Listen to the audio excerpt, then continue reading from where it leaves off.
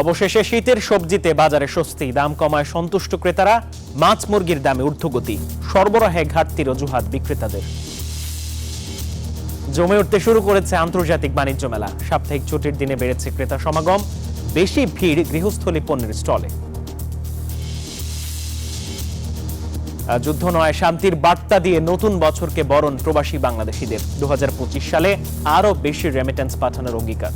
স্বাগত Pubali bank PLC business টাইমের সাথে আছে আমি মাহমুদুল হাসান। দেখছিলেন শিরোনাম, এবার বিস্তারিত।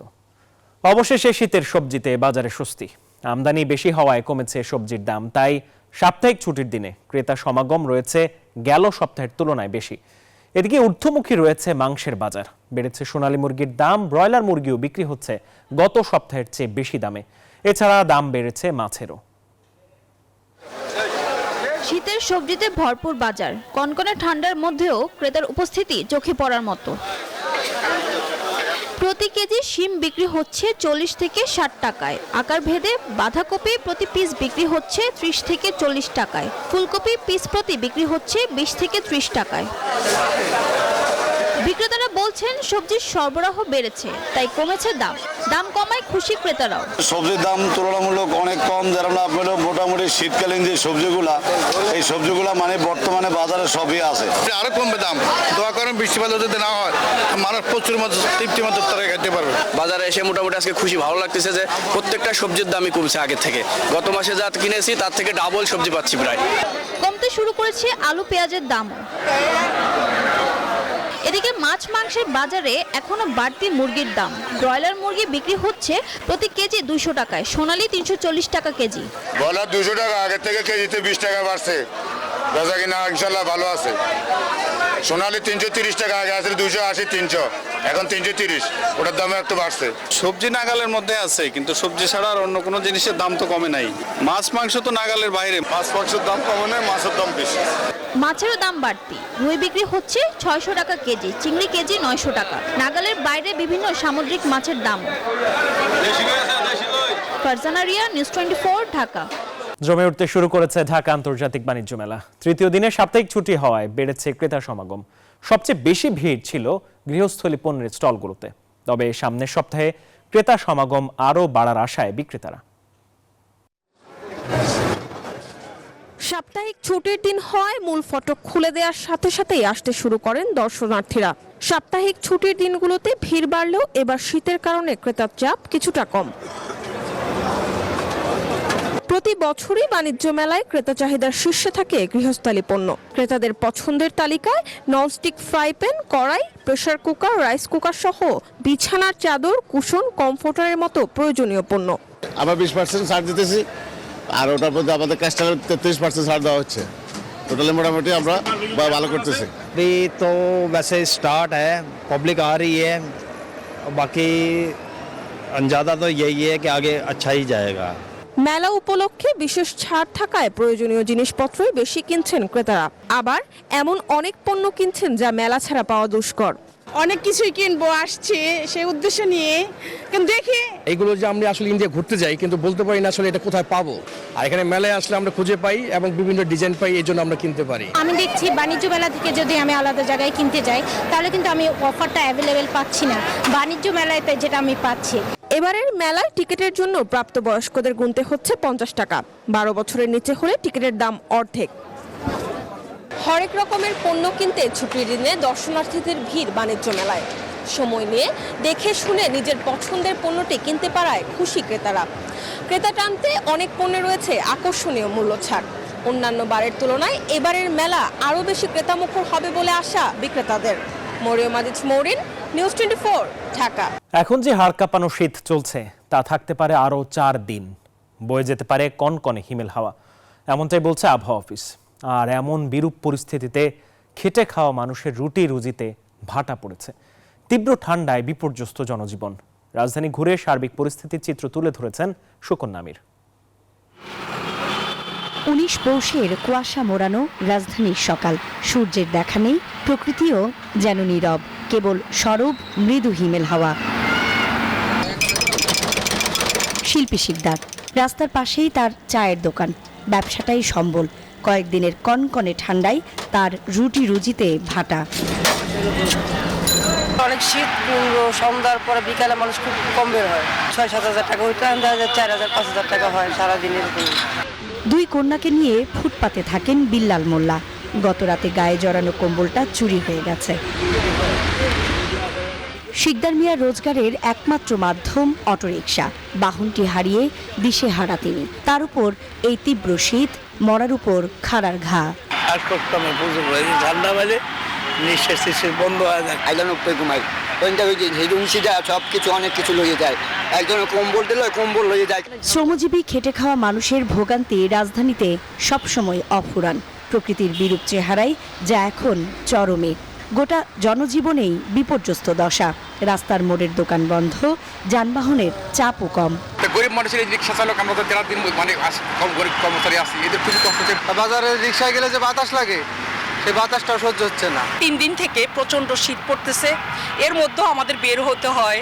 আবহাওয়া অফিস বলছে শুক্রবার সকালে ঢাকার সর্বনিম্ন তাপমাত্রা রেকর্ড করা হয়েছে 13.6 ডিগ্রি সেলসিয়াস। এমন পরিস্থিতি পোহাতে হবে আরও কয়েকদিন। গত 24 ঘন্টা দেশের সর্বনিম্ন তাপমাত্রা ছিল তেঁতুলিয়াতে, এটা 8.3 ডিগ্রি সেলসিয়াস, এবং ঢাকাতে আজকে তাপমাত্রা ছিল 13.6 ডিগ্রি।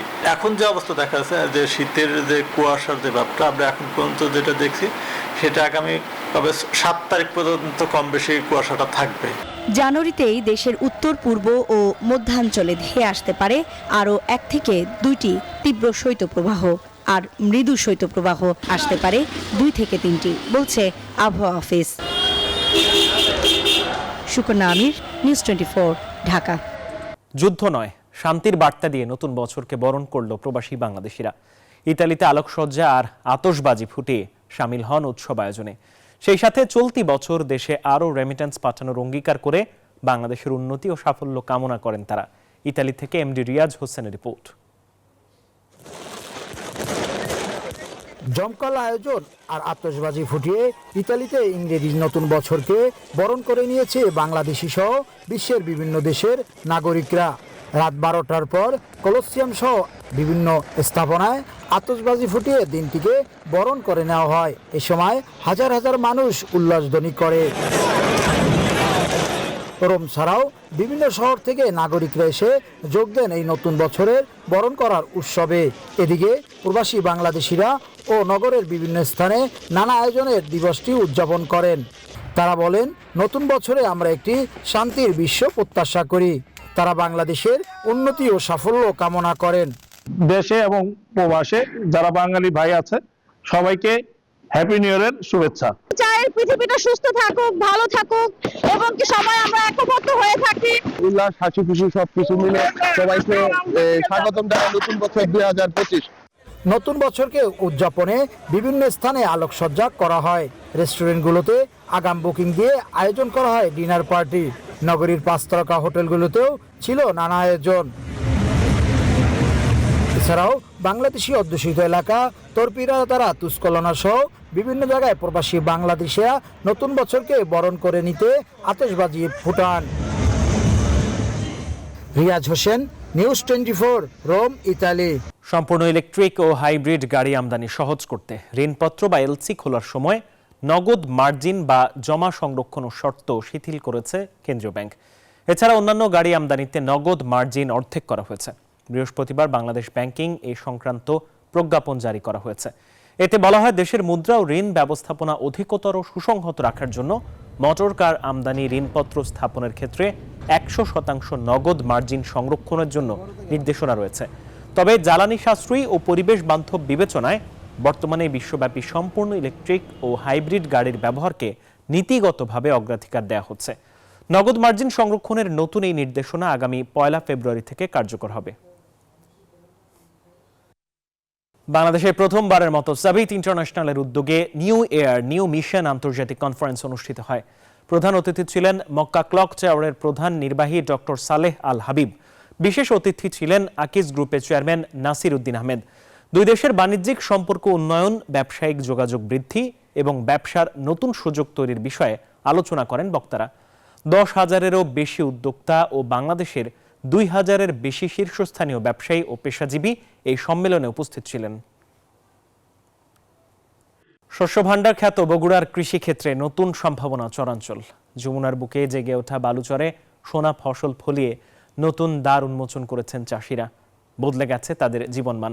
চরে উৎপাদিত ফসল জেলার চাহিদা মিটিয়ে চলে যাচ্ছে দেশের বিভিন্ন স্থানে। চরের জমিতে চাষাবাদ বাড়াতে কৃষি সহায়তা দিয়ে পাশে থাকছে কৃষি বিভাগও।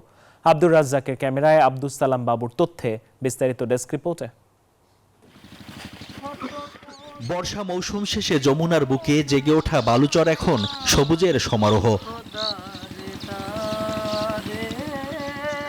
বালু আর পলিতে ভরা উর্বর চরে ফলছে সোনার ফসল। 4 মাস বাদে গোটা বছর জুড়ে চরের জমিতে ফসল ফলাচ্ছেন চরাঞ্চলের চাষিরা।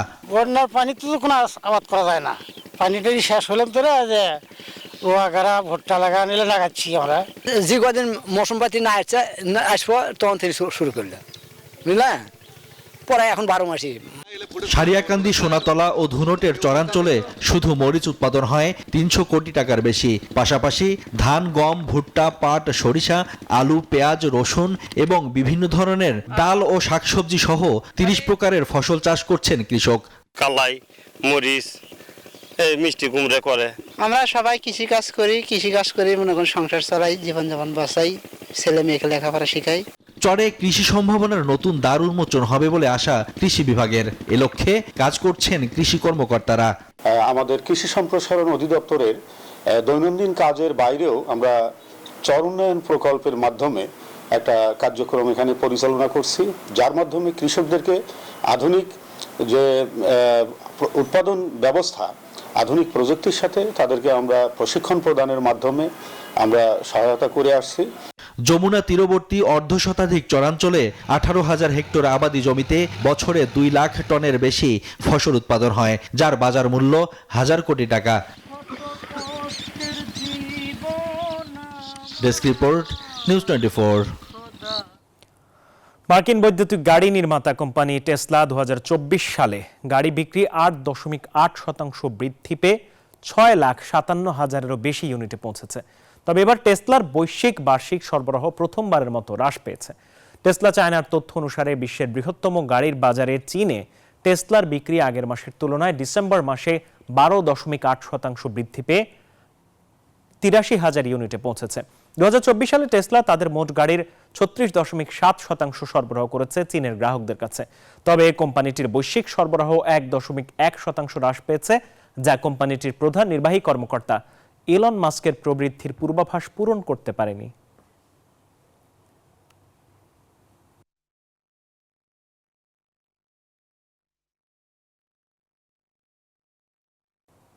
এই ছিল পূবালী ব্যাংক পিএলসি বিজনেস টাইমে। আরো সংবাদ ও বিশ্লেষণ জানতে ভিজিট করুন news24bd.tv। এতক্ষণ সাথে থাকার জন্য ধন্যবাদ সবাইকে।